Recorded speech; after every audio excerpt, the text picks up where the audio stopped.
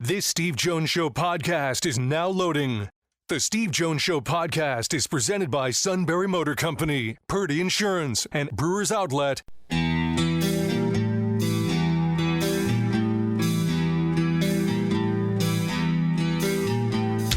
Bringing you an in-depth look at Penn State sports and more. This is the Steve Jones Show on News Radio 1070 WKOK. The Steve Jones Show is presented by Purdy Insurance, Brewers Outlet, and Sunbury Motor Company.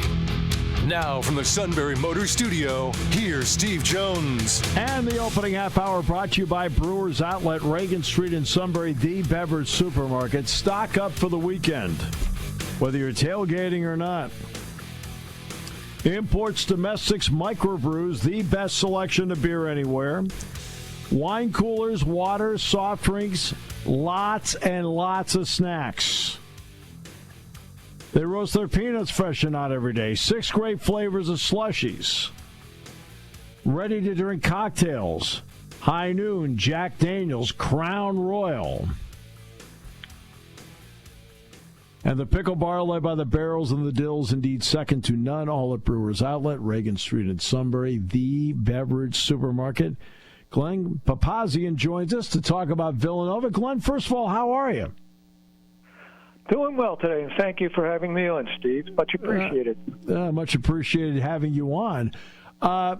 Villanova has had some terrific teams over the years, and the job Mark Ferrante has done. When you look at the job he has done based on FCS level, what's impressed you about it? I think that he's established a culture and a style of play there that, is been replicated. I mean, the players have been different, and the opposition has been different. But with Villanova, there's going to be the ability to establish the run. They're going to play great defense, and then they're going to pick their spots where if you decide to stop the run, well, they will be able to pass the ball, and they've been very, very unpredictable that way. They adapt to what the opposition does. Let me give you an idea of the brilliance of this, and that is the 3-3-5 defense. It's FCS. You're not going to find that once the FBS is done picking over all the 300 to 330-pound guys, you're not going to find a lot of guys. So you don't need as many defensive linemen in a 3-3-5. Is that part of the philosophy behind what he's doing there?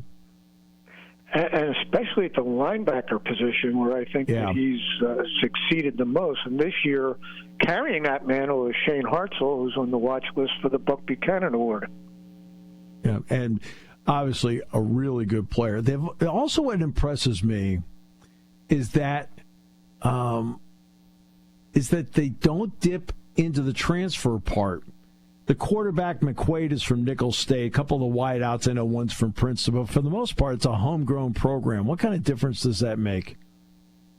The difference insofar as the players have been there for a longer period of time, and as I said earlier about establishing culture, that because you're there, the players know what to expect, and they were able to get the younger players or the transfer players in there. And as I said, with McQuaid and with Colella, the one thing they said is that we felt like we've known each other forever, and that the other classman has been able to show us, how things are done, and we feel like we've been here forever, and that they welcomed this into the program. And then Mark also elaborated on that a little bit, saying that they came in, McQuaid and Colella and others came in. They said, all right, how do we do this? How do we get this done? Well, they're not coming in saying we expect to play. We expect anything to earn that ability, and that's where this has really been a great benefit to Villanova. Yeah, McQuaid came in from Nicholls State. Colella, Princeton? Does that sound right? Yes. Right. So McQuaid comes in, throws for 299 last week, and Colella had a terrific game receiving. What did you see in the pass game that should make Villanova fans feel good?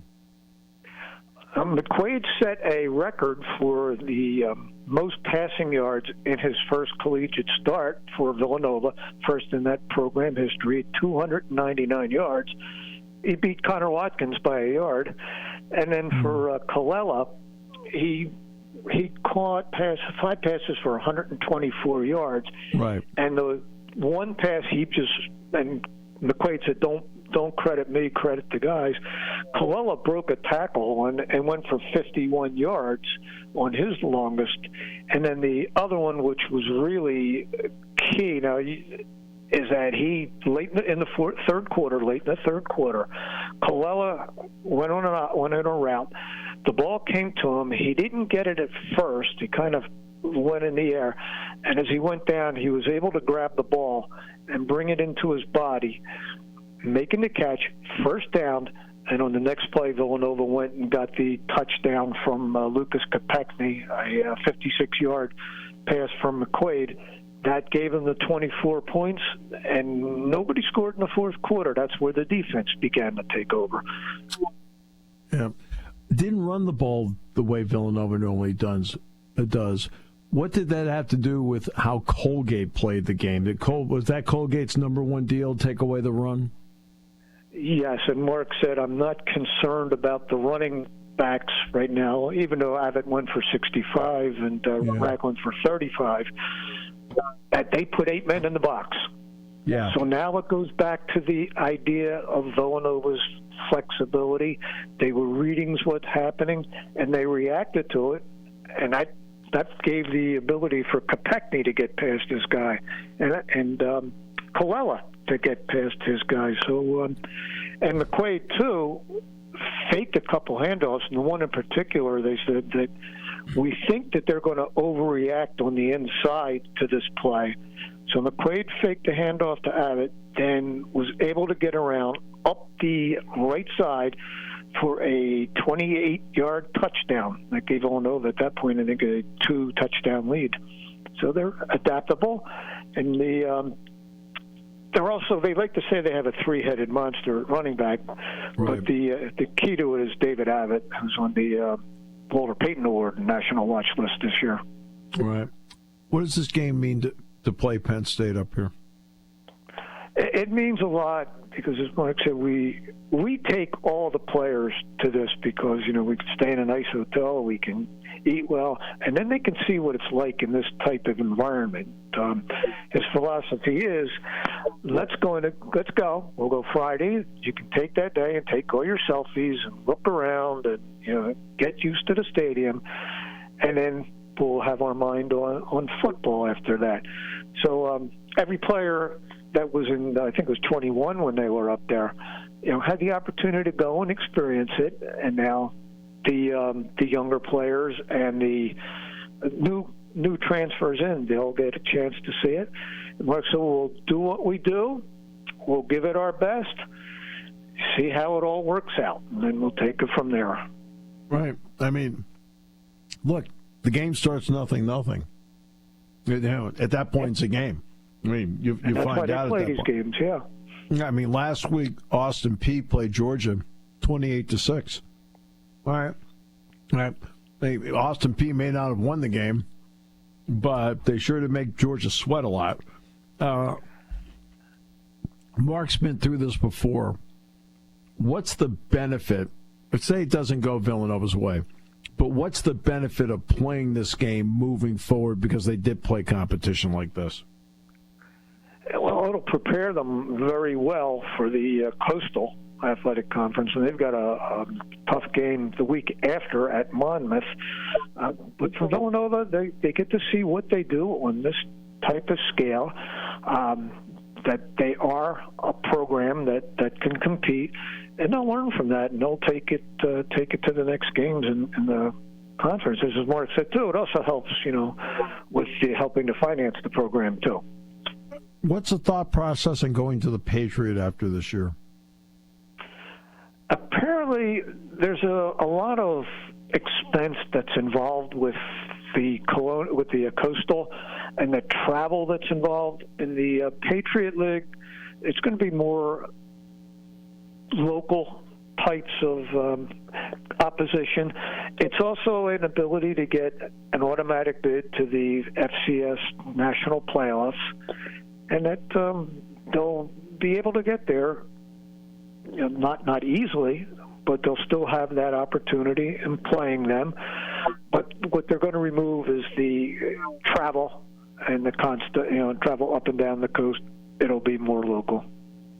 Look, we all know it's an Eagles town. I mean, I don't care. Even the Phillies know it's an Eagles town. Then it's a Phillies town. How do fans respond to Villanova football?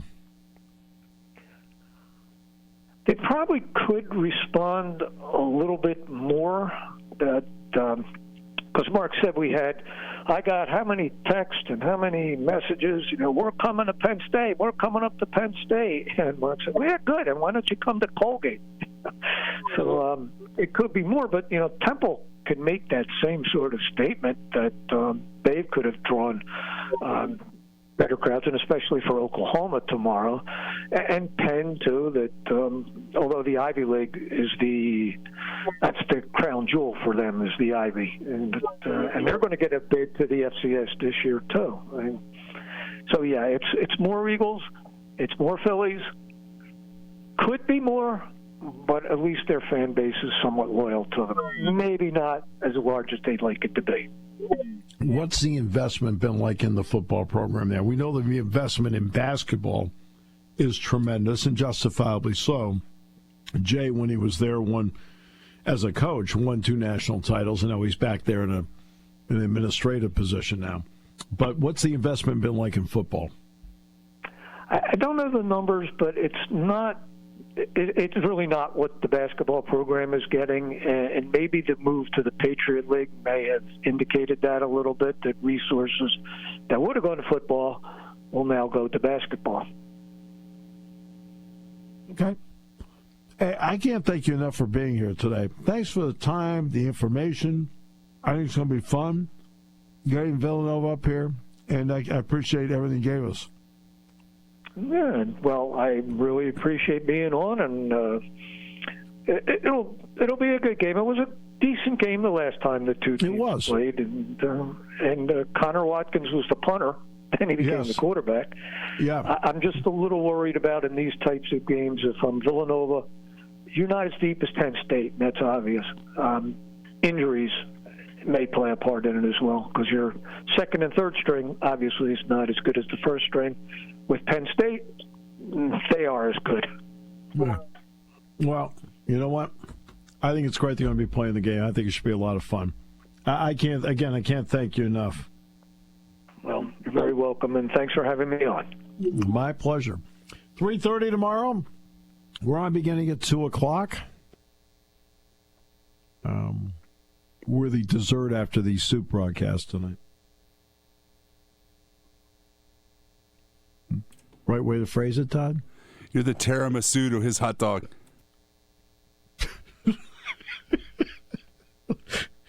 You know what? You say things sometimes I wish I'd said. Back with more in a moment, brought to you by Brewers Outlet here on News Radio 1070 WKOK. September means the return of football, everything pumpkin spice, and the September Serrano sale at Sunbury Motors Kia. Wanna see ya in a Kia. Sunbury Motors Kia. That's right, the September Serrano sale is on, and SMC has 10 2025 Kia Sereno turbo models with $1,000 in Kia Finance bonus cash and as low as 0% APR financing for 48 months. The 2025 Kia Sereno hybrids have as low as 0.9% APR for 48 months with an additional $500 in Kia Finance bonus cash. And Sunbury Motors Kia has 2025 Kia Sereno S all-wheel drive models starting at just over $35,000. Remember, every new Kia comes with a 10-year, 100,000-mile limited powertrain warranty. It's a September to remember. The September Serrano sale at Sunbury Motors Kia on the Strip in Hummel's Wharf and at sunburymotorskia.com.